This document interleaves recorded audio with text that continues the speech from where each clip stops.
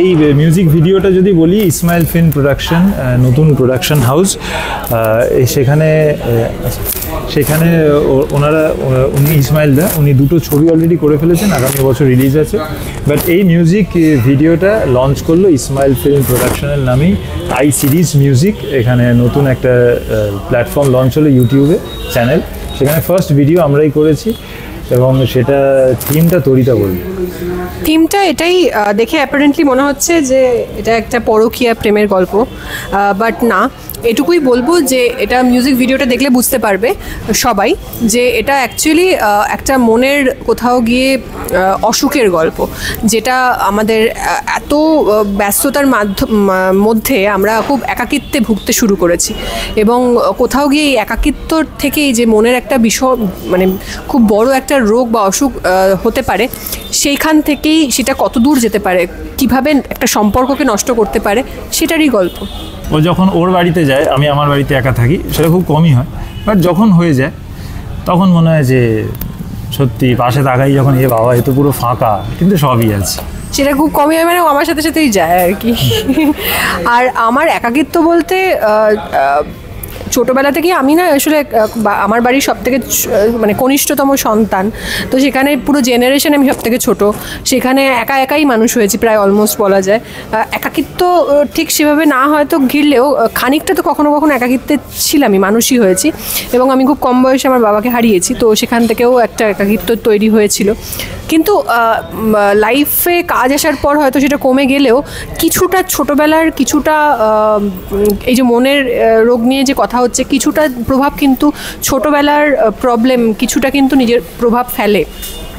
আমারও খুব একটা সুস্থ ছোটোবেলা ছিল না, যার ফলে হয়তো সেটা প্রভাব ফেলেছে, এবং বড়োবেলাতেও সেটা এফেক্টেড। এই যে খুব শর্ট টেম্পার্ড, সেটা একটা কারণ হচ্ছে এটারই, এবং এটা লুকিয়ে রাখার কিছু নেই। মানে সবসময় এটাই বলি, যদি কোনো মনের রোগ হয় সেটা সবসময় জানাতে হয় মানুষকে, লুকিয়ে রাখবে না, সেটা লুকিয়ে লজ্জার কিচ্ছু নেই। মন আছে তো মনের রোগ হবে, যেমন শরীর আছে শরীরের রোগ হবেই, মন থাকলেও মনের রোগ হবে, সেটা কখনো লজ্জা পেয়ে লুকিয়ে রাখবে না, বরং শেয়ার করো, তাহলে কোনো সলিউশন বেরোবে। একে অপরের মনের কেয়ার কতটা করো?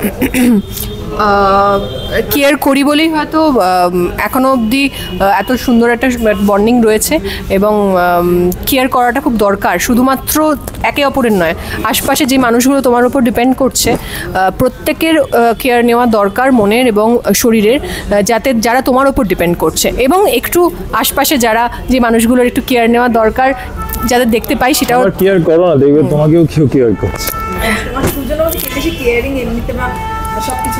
দুজন দুজনের ক্ষেত্রে একদমই কেয়ারিং, কারণ কি ওর যখন কোনো অসুবিধা তখন আমি কেয়ার করি, আর আমার যখন অসুবিধা সবসময় তো করি। হ্যাঁ, আর আজকে যেভাবে রিলিজটা হলো, মদন মিত্র ছিলেন, কি বলবে সেটা নিয়ে, কেমন লাগছে? উনি আমাদের কাছে, আমি বলি এটা কারণ আমাদের বিয়ের দিন থেকে শুরু করে বিয়ের আগেই ওর সাথে তো খুব ভালো সম্পর্ক, মানে পিতৃস্থানীয় একটা সম্পর্ক, পিতৃতুল্য বলা যায়, এবং আমাদের কাছে উনি একদম ওরকমই, এবং একদম ইন্ডিভিজুয়াল একজন মানুষ, এবং আমাকে তো খুবই স্নেহ করে এবং ওকেও করে।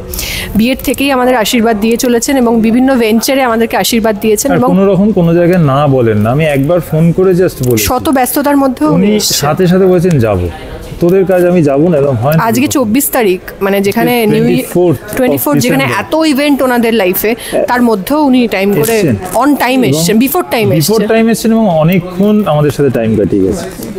পরবর্তী সময় নিজেদের কিছু কাজ করার, নিজেরা মিলে কাজ করার কোনো পরিকল্পনা আছে? সেটা তো আগামী দিনে ভীষণভাবে ইচ্ছা আছে, এখন আপনাদের আশীর্বাদ এবং ভালোবাসায়। কোথায় দেখা যাবে এটা? আই সিরিজ মিউজিক, এটা ইউটিউবে আই সিরিজ মিউজিক, এখানে দেখা যাবে। এটা সবে লঞ্চ করলো আজকে মিউজিক চ্যানেলটাও, এবং তার সাথে সাথে ভিডিওটাও লঞ্চ হয়েছে। একদম নতুন চ্যানেল, সবাই সাবস্ক্রাইব করুন, এটাই চাইবো, এবং ভালো লাগলে অবশ্যই জানাবেন, এবং খারাপ লাগলেও জানাবেন।